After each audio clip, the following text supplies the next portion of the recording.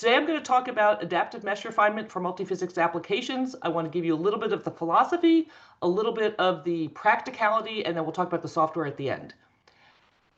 So I like this picture. I chose this animation yesterday, actually, because it captures something I think is really important when we talk about AMR, which is adaptive mesh refinement, and that is the point of using AMR is to get a good solution. And when you look at the solution, you don't necessarily see that this is an AMR solution. What you see is that there's a lot of features. This is a fluid flow. It's a detonation, propagation, and failure. You've got reactants on the bottom. So you have a shock wave coming in. It's igniting fuel, and you've got wave propagation and burning. And it really captures the fact that there are different scales. When we say multi-scale, we usually mean different length scales. So there are clearly different length scales in the features we're seeing. Multi-rate usually implies time. Multiphysics implies multiple physical processes. So here, for example, we have advection, diffusion, reactions. By today's standards, this is actually a relatively simple calculation, but it captures what we call it. So you know how in the AI/ML world they talk about the curse of dimensionality? Well, so I think of this as the curse of the multis. We've got multi-scale, multi-rate, multiphysics. We want to do these problems that are very inhomogeneous. They've got multiple scales in different ways. And we want to get the best science out of it at the end of the day. Okay, how do we solve the science problem? And I'm going to be a bit pedantic here because it's going to tie back, later I want to tie back to this. So first of all, we need to discretize our problem in some form. We know what our model is. We create a model where we say, I want to capture a burning fluid. It is compressible. I have a set of partial differential equations that represent these features. The equations I choose must represent enough of the physical processes to capture what I care about. So we create a model with sufficient fidelity. We need to solve the equations from this model, so we need a method. We need our method to be accurate enough, and something that we'll talk more about later, we actually need a good implementation of that method, so we need to have good software. And we need high enough resolution in both space and time, because we talk about a method being second order accurate or third or fourth order accurate. That's an asymptotic statement. That's a statement that as the mesh spacing or the time step gets small enough, this is the asymptotic behavior you will see. Many methods will not work at all if they are unresolved. Some will work but give you the wrong answer. So if we have this accurate method, we need enough resolution to be able to get the answer that we can trust. Okay, and that's not all we want. So we actually want to be able to solve our problem. We want to get an answer before we forgot what we were doing. So we want low time to solution. We need the problem to actually fit on the computer we have available. And even if it's a supercomputer, there are limits. And of course, it has to be an affordable architecture because maybe we can have access to a supercomputer, but we have a limited time. We have to wait in the queue, and then we have a limited allocation. So we've got, basically, we live in a world of constrained resources. If computers were infinitely fast with infinite memory, then we would solve everything at uniform fine resolution with a uniform small time step, and I would not be here talking about it because there would be no need for adaptive mesh refinement. Adaptive mesh refinement in its traditional sense is all about getting faster time to solution and using less memory, either to solve an existing problem faster or to be able to solve a bigger problem given the limited resources. And the reason I say this is sometimes people hear AMR can make my code faster. And they think that it's somehow it's like a GPU acceleration, and if I just apply AMR, it's just going to make everything better. And no, it's really about doing this because you can't get your solution any other way. The trade-off, and there are always trade-offs, is that using adaptive mesh refinement introduces more algorithmic complexity and thereby also more software complexity. Okay, a disclaimer, I've had people say, how do I use AMR for isotropic turbulence? There is a premise here. The premise is that the need for refinement, where you need to have finer resolution, is not spatially homogeneous. If you need fine resolution everywhere, adaptive mesh refinement is not going to do anything for you. It seems obvious in retrospect, but again, it's something where AMR has been hyped as making your code faster. It's not a panacea, but it can be close. Okay. Again, coming back to the scale issue, sometimes we think of our problem in terms of the size of the domain that we really want to resolve. I want to know the weather patterns across the United States. I need a grid that covers the United States. If I'm looking at large flow patterns, I can have a large mesh. Well, I'm sitting in the Bay Area. I actually really care about the weather in the Bay Area. I want to know if the fog is going to burn off this afternoon. The problem, as we said, is we can't afford to do uniform high resolution. If we could, we would just do this, end of story, life is easy. Mesh refinement is a way of getting around that obstacle. So I need to have grid covering the entire United States. I really care about the weather in the Bay Area, so I do this multi-scale approach where I have coarse grid in much of the domain and fine grid in a very localized part of it. Okay, so is this the only way to do it? And obviously not. I mentioned this morning that we talked about the supercomputer solving the tsunami. Zanio Kolev was featured on the morning news, and this is a picture from one of his projects. So what I've been talking about in adaptive mesh refinement, when I say it, I typically mean block structured adaptive mesh refinement. It is not the only way. So let me just step back for a sec. If we are starting with a mesh, that's the premise, then typically we think in terms of an unstructured versus a structured mesh. The unstructured mesh, and I love this picture because I can't imagine how to put a structured mesh on that geometry. So using an unstructured mesh, you can fit the mesh to any geometry. It may take time to generate that mesh, but you can fit triangles on that very, very complex shape. And you don't have this special issue of domain boundaries that are different than the rest of it. The mesh kind of fits everywhere. The problem, of course, is you have to keep track of connectivity. If you want to know how to take a gradient in the x direction, well, you have to know which element is in the x direction. So that's the bookkeeping we talked about, and then I mentioned the geometry generation itself can become time-consuming. So the takeaway there is unstructured meshes can be very powerful, and there are a lot of great methods and great software that work on unstructured methods. They aren't cheap. You pay everything. There's no free lunch. You do pay a price. In the structured world, discretizations are much simpler. If I want to take an x derivative, and I have a grid, maybe a 2D grid with ij, and you can think of it as a piece of graph paper here, if I have a cell ij and I have a cell I plus 1j to the right, and the right is the x direction, then I can take an x derivative by saying it's the value at I plus 1 minus the value at I. So it's much simpler to write discretizations. From my perspective, that means I can spend more time thinking about the algorithm and less about how do I figure out which element and where is that element. The other thing we're talking about computing is the data access patterns. Because I'm structured, I can control how I lay out the data. And I can set up access patterns that will work faster on the computers that we use.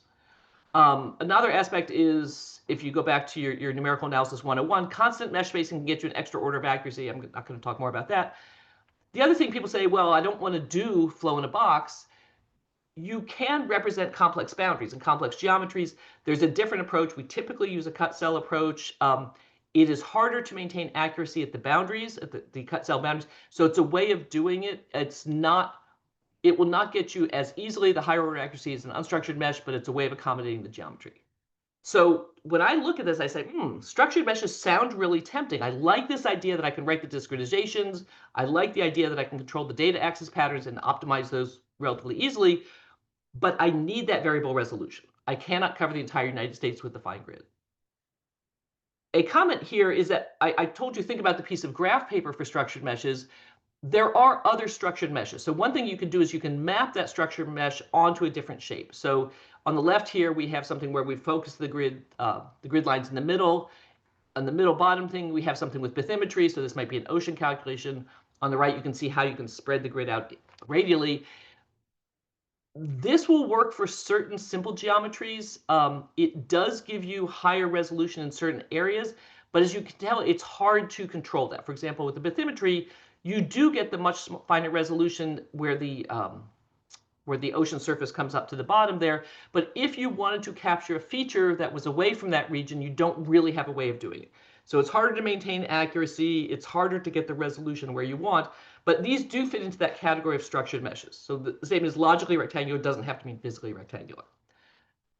So if you step back and say, okay, what I want is locally structured. I like that data access. I like that way of doing discretizations. But I want to be able to control where the resolution is fine and where the resolution isn't. One solution, what I'm going to talk about for the rest of this talk, is block structured adaptive mesh refinement. So you can refine the mesh in the region of interest where you want to. You have what we call local regularity. So block structured means you've refined a region. A block is a rectangle, so a rectangle in 2D or rectangular solid in 3. Within that region, you have a uniform mesh, which means you have the advantages of the accuracy, the constant mesh spacing, You have the ease of discretization. You have the good data access. The other thing, when you think about supercomputing, this ends up being really important, is it is a very natural approach to hierarchical parallelism. So what we typically say is MPI over grids, and then X could be OpenMP or it could be CUDA, SIGL, HIP. MPI, we distribute blocks, and what I'm going to say here, if you look at these pictures down below, a block is a rectangular region. And I can domain decompose at a single resolution, so I have multiple blocks or rectangles there. We call them patches or boxes also. So I can distribute different blocks of data, different boxes or patches to different MPI ranks.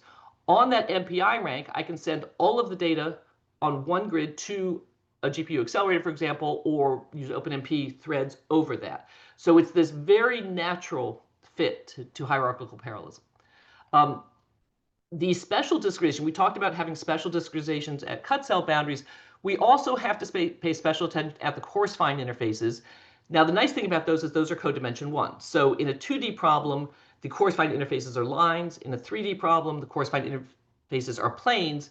What that means is most of your work is happening away from the interface. You do have to do special work at the interface, but it is, again, a dimension less than the problem. And again, relative to unstructured grids, you could do this with unstructured grids. You could say, I'm going to have an unstructured grid that changes resolution. But again, there you have to deal with the bookkeeping. And so here we have a fraction of the bookkeeping because we have that local regularity. Okay, the A in adaptive mesh refinement, of course, is for adaptive. The point is that in some cases, you know ahead of time where you want the resolution, but in many cases, we want the refinement to follow the solution. So adaptive here means really solution adaptive, that as you see here, the blue background is covered by a coarser grid. The green are boxes that are at the middle resolution. The black are the finer boxes. Again, these are boxes. So they're each like 32 or 64 cubed. Same thing in 3D. Let's see. Well, okay. And I apologize, that one. Sorry, that just froze. There we go. Okay. So when you are doing adaptive mesh calculation, or when you say, I want to add AMR to my code or to my algorithm, there are a number of design decisions you have to make. And this is, even the black plus the gray on here is a subset of the ones. I'm only going to talk about the top 3 here. So we're going to talk about level-based versus tree-based. We're going to talk about what about DT? How do we advance the solution in time? How do we think about the solution at different levels relative the solution at one level relative to the solution at another level? What does it mean to synchronize those? There are a number of other questions. For example, how do you choose where to put the fine resolution? Suppose you want to add particles or complex geometry. What about load balancing? That's a big one. And then also, if you get more complicated, does AMR still work? And that's one we're going to come back to, but I'm going to focus on these first 3 for right now. So in the world of block-structured AMR, there are really 2 types. And again, we're focusing on block-structured. So everything is a patch. There is a cell-based refinement that pre-GPUs was more popular. It's less effective for GPUs. But in the world where you have patches, so everything is a minimum of, let's say, a 16-cubed or a 32-cubed patch, there are 2 key differences here. AMReX, the software framework I am giving examples from, is what we call patch-based or level-based. Flash is an example of an octree code. The 2 main differences you see is, one, AMReX allows for multiple grid sizes. So grids don't have to be a uniform size. You can have long, skinny grids, tall grids. In Flash, all the grids are the same size. I think a more significant thing is that the way that you can lay out grids in AMReX is such that a child grid, which is the finer one, does not necessarily have a unique parent. So you can see this red grid on the right overlays 2 blue grids. So that means when the red grid needs boundary condition, it has to look at 2 different blue grids. You have to have a good software infrastructure to make that operation fast. By contrast, Flash, for example, and other octree codes such as pforest and T8 have a tree structure, and so that you always know who your parent is. Now, the flip side is if you want to refine anywhere in a box, you must refine the entire box. Obviously, that's different here. Part of a blue box is covered by red, part is not. In the octree world, a box is either covered or not. So it's either a child grid, it's either a leaf of the tree, or it's not at all. Okay, so that's the first decision you have to make. Going forward, all the examples I'm going to give and the way I'm going to talk about it are the AMReX style, which I believe we've decided is level-based as opposed to tree-based. It's notational. Okay, next question is, what do you do about time? some people, when they hear AMR or they hear mesh refinement, they think, well, because the mesh size is changing, it's too complex, you've got to run everything at the same DT. The way block structured AMR was developed was actually in the context, we'll talk about this in a minute, the context of compressible fluid dynamics, in which you like to run at a certain CFL condition, which is dt over dx. In that case, you always want to subcycle.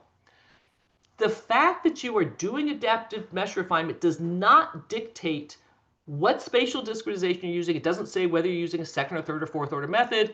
It doesn't say what temporal discretization, and it doesn't say whether the time step is the same. So doing adaptive mesh refinement leaves these questions open to you as the user, the developer, to decide what is the best way to solve your problem. When we do have different time steps at different levels, we do need to make sure the data gets to the same time so that we can synchronize it. But we can do that by taking the same time step or by taking multiples.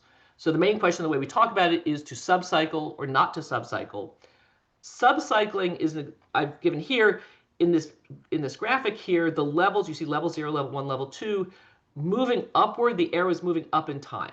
So what we would do is we would take a level 0 time step, which is the black arrow.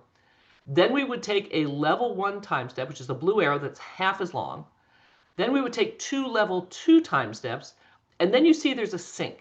So now level 2 has reached the same time as level 1. We need to synchronize the data, whatever that means. Then level 1 takes another step, level 2 takes another 2 steps. We synchronize again. Well, now we've reached the same time as level 0. We need to synchronize again. So that's subcycling in time. Again, when AMR was first, this flavor of AMR was first developed, this classic shock ramp problem, it was in the context of explicit solution of compressible hydrodynamics. The methods that were being used at the time performed optimally at high CFL. So we often think of, oh, smaller time step means more accurate method. Some methods you want to keep the delta t and the delta x synchronized.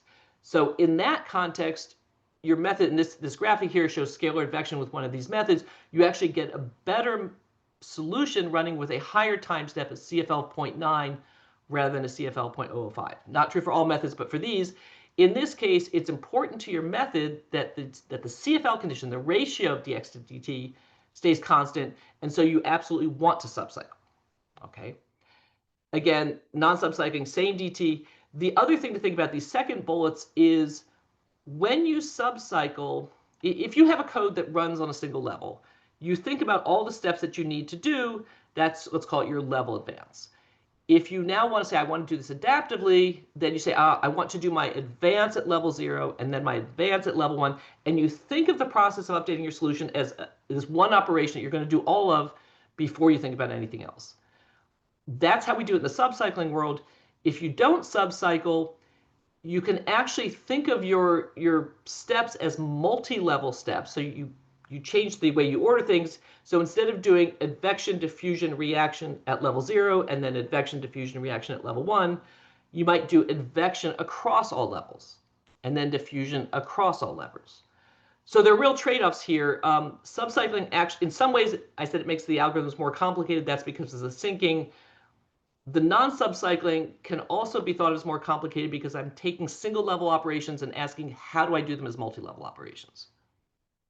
Okay, something else to keep in mind is subcycling is not always possible. So in the early implementations of tree codes, the way that you advanced in time was to say, I'm just going to loop over all the leaves of the tree. Well, different leaves might be at different levels of refinement. They would have different dx, but we had to advance them all as one operation, which meant we used a single dt. The other thing, which is a little bit more subtle, is sometimes if you have multiple levels of refinement, so you have large changes in resolution, it is possible that your coarse grid is so under-resolved that you actually can't advance the solution there. You won't get a reasonable answer. So there are some cases where you have to do these things as multi-level operations because you can't get a coarse grid answer that you would need to finish the coarse grid time step.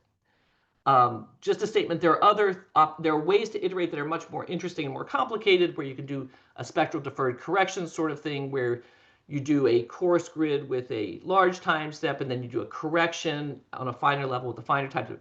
There are ways to interweave the time stepping and the multi-level aspects in ways that are more creative in some ways. The other thing is you can obsess about which is the right way to do it and make theoretical estimates of how expensive it would be. One of the problems is load balancing can throw you completely off in terms of timing. So sometimes the fastest solution is really dictated by the load balancing, which will then inform how you want to do the time stepping. Okay, what does it mean to synchronize? And I apologize for this graphic. It's an old graphic, which I didn't have time to update. So very, very quickly, and again, you recognize it's the Beamer format. If I have a solution U, the time derivative solution U looks like a spatial difference of fluxes, f of x. I'm going to update it in an explicit way where I've computed some fluxes explicitly. And what this effectively means is when I'm advancing the coarse grid, I have a dark black line here. And this is, I'm going to create a flux at this phase. I needed a value in this red area to the left that was coarse. It was averaged down from fine. So I'm going to update the coarse grid. I'm going to use a flux here to update this cell J.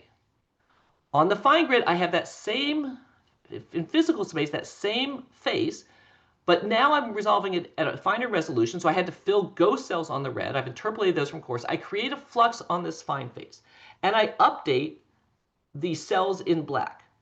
So I've used the same dt in this case, and now I ask, I've taken one time step, I've advanced the coarse, I've advanced the fine. What is true about this composite solution that, so the composite solution is, I've done, I apologize. There's a composite solution in which I have computed the flux as in exactly the same way here. Now I ask, if I do it as two separate level operations, what is the difference? So one thing is I have to say, well, I want my coarse and fine grid to be synchronized in terms of, I want the coarse grid to be the average of the fine grid. Again, a premise in mesh resolution is always that the finest grid is better. That's a premise. But we have to ask, how did we update this? We updated it with fluxes. Did we compute the same flux on this dark black line? And the answer, of course, is we're not synced yet. So we're going to do this average down, and we need to make sure that we update the left side and the right side with the same flux. We believe the fine flux is better, and so this is what we call the reflux operation. Effectively, in picture terms, it means replacing this red, this dark red arrow, the bold one, by the average of the two finer ones. So I'm effectively saying, when I did that coarse grid update, I should have used the average of the fine fluxes. I didn't, so let me go back and fix it. It's a very simple thing to do. If you look at this, the only value I have to change is the value that this red arrow is pointing to. So I only change the solution on the coarse cells that are immediately outside of the fine grid. It's an explicit operation. I change those so it's explicit and it's local. Once I've done that, it's as if I computed the flux the same as if I was doing a composite solution in some magical sense. So that is the classic definition of refluxing, is I have an explicit flux, I replace it on the coarse grid, which updates the solution locally. Okay, this is pretty easy. If I want a subcycle in time, I have this process where I integrate a patch without seeing finer levels. I fill ghost cells. I do my update there. I keep track of all these fluxes. When the coarse and fine data are at this, oh, I'm missing the word fine. When the coarse and fine data are at the same time, I average down. I do this reflux operation, which again changes the coarser solution, and I move on to my next time step. This just shows the places that ghost cells come from. A ghost cell of a fine grid can come from another fine grid. It can come from the coarse grid. It can come from the physical boundary. Okay, we talked about fluid flow. Here's the incompressible Navier-Stokes equations. So we've got advection, we've got diffusion, we've got source terms. We also now have an elliptic solve for the pressure. So we say, okay, if I'm going to do this concept where I solve on the coarse grid, I solve on the fine grid, one of the things I've done was an elliptic solve. How do I synchronize that? And I'm not going to go through all the details, but the statement is, if I solve the elliptic equation explicitly, then it looks like a flux term and I can do an explicit operation.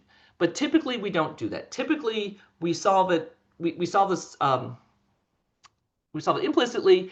And long story short, what happens is we have an elliptic system. We need to match not only the values, but also the derivatives. So this gives us a more complex refluxing, and cutting to the chase, we end up having to do an elliptic synchronization operation. So when we did this very simple explicit operation to update the system, it was a very local explicit update. When we have done an elliptic equation, we solved an elliptic equation, the correction is not local, and the operation by which we update the solution, which we synchronize, looks more like the original operator. It's basically we solve an elliptic equation for a correction. So those are the takeaways for this. Back to incompressible Navier-Stokes, when you add advection and diffusion and projection, the first time we wrote this up, we first identified the mismatches, and that's what I was talking about. Okay, so the data aren't synchronized. Well, when we did the advection, we had to do a Mach projection to get the advection velocities. Well, that needs to be synchronized, and then we use those to compute advective fluxes, so we need to synchronize those, and then we diffuse things that had been advected, so now we need to synchronize those, and it ended up being this 5-step process by which every correction has to be incorporated into the synchronization operation for the next synchronization of the next operation. So this is what I mean by the subcycling can make things a little bit complicated. It got a little complicated. Okay, stepping back a little bit, I've been giving examples in fluid dynamics only. This is from a warp-X code. What we're seeing here are the electromagnetic fields and the particles, the electrons, and this is what you don't want to happen to your accelerator where it goes unstable. Again, I want to just emphasize that I've been giving examples in terms of fluid dynamics, but this applies to electromagnetics and particles and a variety of PD systems. Okay, now coming back to what we said originally, I said, well, first you want to have a model, then you choose the method, then you choose the resolution. So let's upend this for a minute. Sometimes we know that we want to look at things at different resolutions. And if we think about the physics of it, our representation of the physics can be resolution dependent. So previously we've been saying fluids are continua. We're going to represent them on a mesh as continua.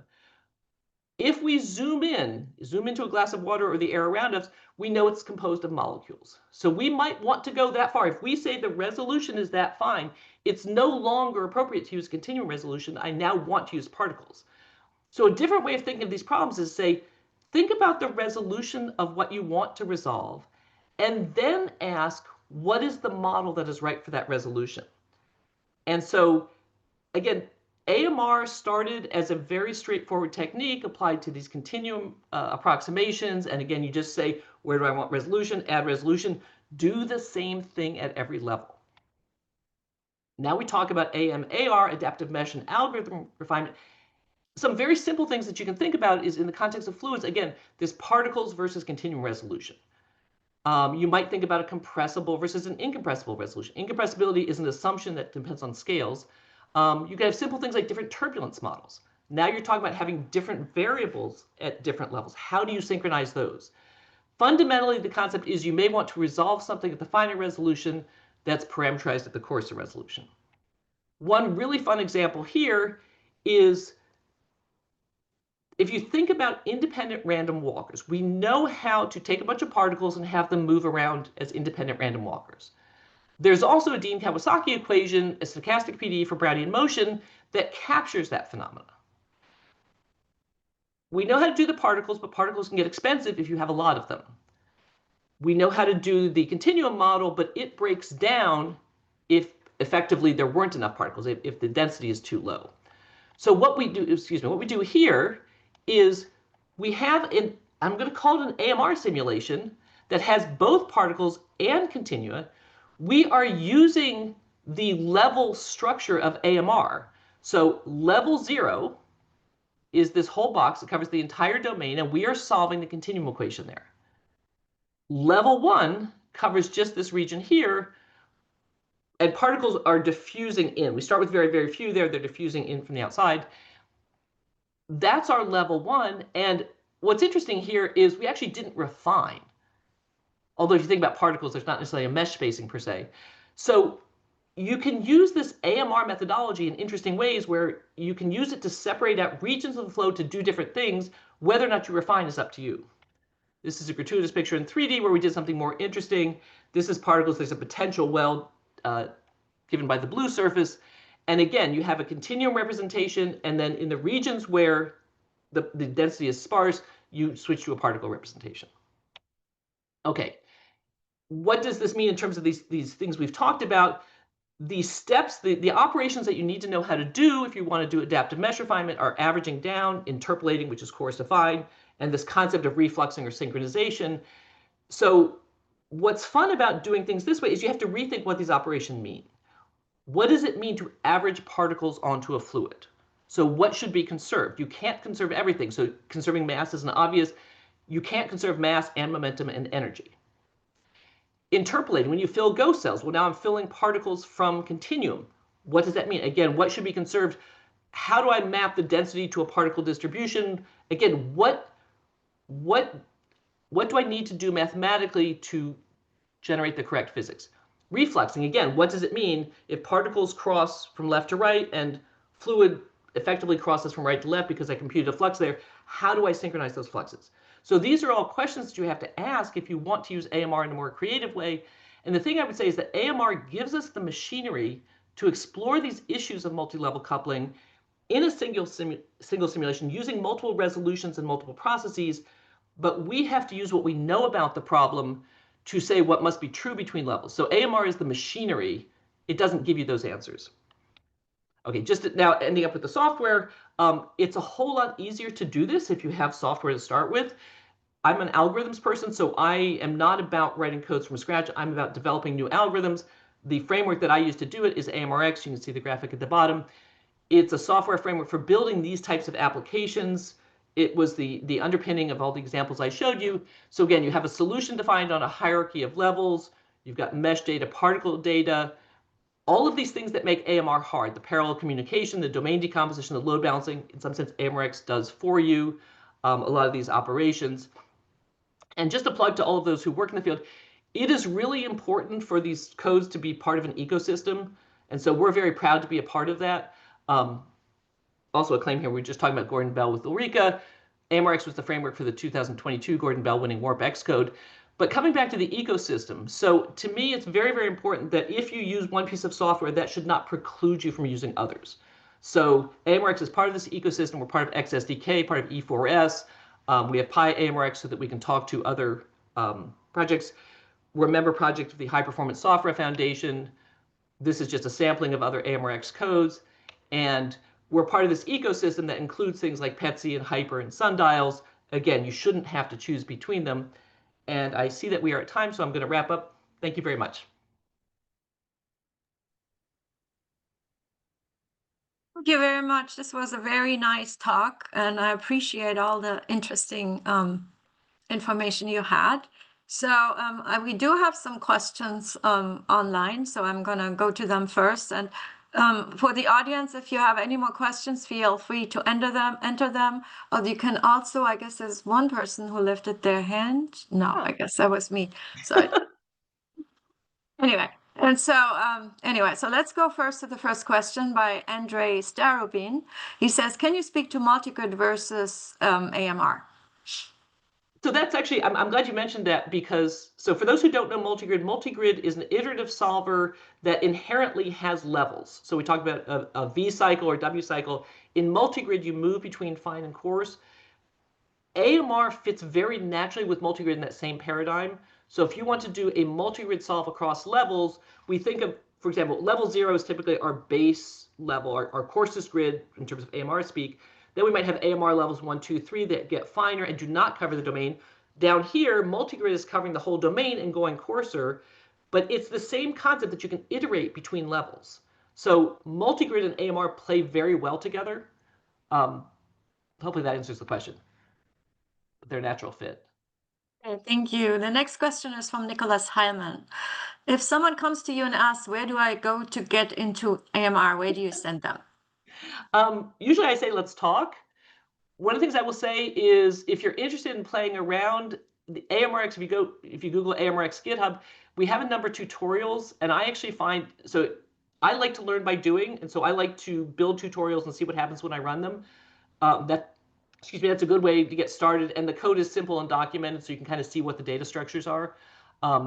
Again, there are a number of AMR packages out there, but I find working with tutorials is the most effective way. Or call me. Okay, then we have a question from an anonymous person. In the unstructured scheme, is there a condition on the small and big mesh? So in unstructured meshing, there are definitely conditions on the meshes you generate. So this was a talk about structured mesh only, so I will leave unstructured to the experts. All right, and then Mike Haru is here. Hi, Mike. Hi, Are you Mike. considering use of AI algorithms for the future? Can I say yes and leave it at that, Mike? So the answer is okay, I'll get a little. I don't believe that AI should be taking over the whole calculation at this point. That said, I believe that AI will be very effective for replacing pieces of the calculation. Um, for example, let's say you have a very, very expensive equation of state to evaluate. That is something that you could evaluate ahead of time and basically then run with an EOS model as opposed to doing the calculation. I think there's a lot of opportunity there. And in fact, in AMReX, we have examples of replacing pieces of the code by a PyTorch model. I think that's where we're going to see the most advance. Sometimes what people mean, I don't know if this is what you're asking, Mike, is are we going to use AI to generate where the grids go? The honest truth is everybody gets really excited about that, and that is kind of the least hard part of the problem. So I don't think it's worth a lot of time on that one. Okay. The next person is Bram Match. Bram is asking, how is domain decomposition with regard to distributed memory systems performed? Can you just plug in any decomposition method like Parmenides, VT-Scotch, etc.? So I would say domain decomposition is easier for structured meshes because, if I have level 0 and I have I can basically divide up my rectangles easily. A comment that so first comment is domain decomposition. We often say that the cost function is the number of cells per grid, so that every grid costs the same to advance. So one of the complications is you can't always assume that the cost function really is just the number of cells in a region. So you have to take that into account. I would say domain decomposition is easier for structured meshes because it's sort of more obvious how to break things up. But when you add domain decomposition and parallel communication patterns, it can be a very hard problem to get right. The next anonymous person says, what criteria determine the when and where finer grids are dynamically inserted and removed? So that is so a code like Flash says we care about gradients, and so we'll take the Laplacian of the 5 quantities of interest, and whenever that Laplacian is above some threshold, we'll refine. That is one way of doing. If you wanted just to automate it and you care about gradients, that could be it. But for example, if you're doing a combustion calculation, you might want to refine where the temperature gets above a certain region because that's where the detonation is about to happen, for example. So AMReX gives you the tools to specify it, and they're very easy interfaces for saying, oh, if phi is greater than 3 and the gradient of temperature is less than 2. But it's really up to the user because it's very problem specific. To do it right is problem specific. Okay, the next person is Girish Kumatagi. Can you please share your perspective about Lattice-Boltzmann method with AMR? Thank you. So I haven't worked with Lattice-Boltzmann myself. I have collaborators who are working with Lattice-Boltzmann, but I should probably not try to answer that because I don't work with it myself. But I can point you to people if you reach out to me. Yeah. Okay, then the next, as Mike is thanking you for your nice answer. Thanks, Okay. Then Chung Kit Koo asks, hello, thanks for the talk. Just wondering, would AMR be suitable for modeling stochastic dynamics in geophysical flows across scales? For example, in ocean-atmosphere interaction under stochastic forcing assumptions. So the answer is absolutely yes. And in fact, so you saw the particle fluid example is a stochastic example there. We actually do oceans, we do atmospheres, and we do stochastics. So the answer to that is yes. Again, feel free to reach out. Yeah.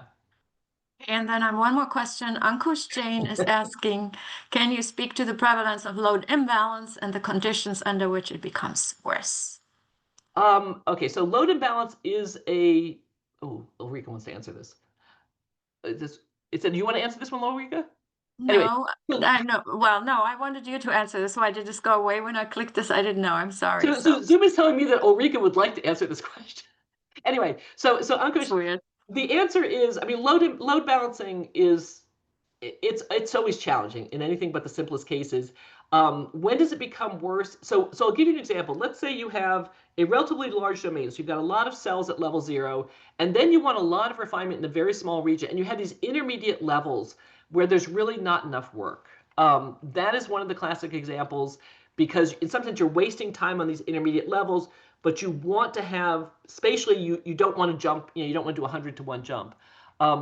There are several approaches that we've done. One of them is, for example, to allow you to advance levels 2, 3, and 4 at the same time so that you're not waiting going from 0 to 5. There are tricks of the trade, but I just say load balancing is hard. I'll leave it there. Okay, well, thank you. And I guess there's one more question from Mike. No, Mike. No. Do you see a role for quantum computing in your field, not necessarily as a direct replacement, but for finding optimal solutions? Not gonna click the answer like that. I'm gonna be snarky and just say no. When I get an allocation on a quantum computer, I will get back to you. How about that? That's a fair response, I would say. Okay. So, I think that's it. So I think at this point, thank you, all, for attending, and thank you so much. And this was a very nice talk, and thank you for all the questions. And so I guess we end it here. And so Okay. Thank you. And if anyone's interested, reach out to me by email. I'm happy to talk. I love talking adaptive mesh refinement, so feel free to reach out.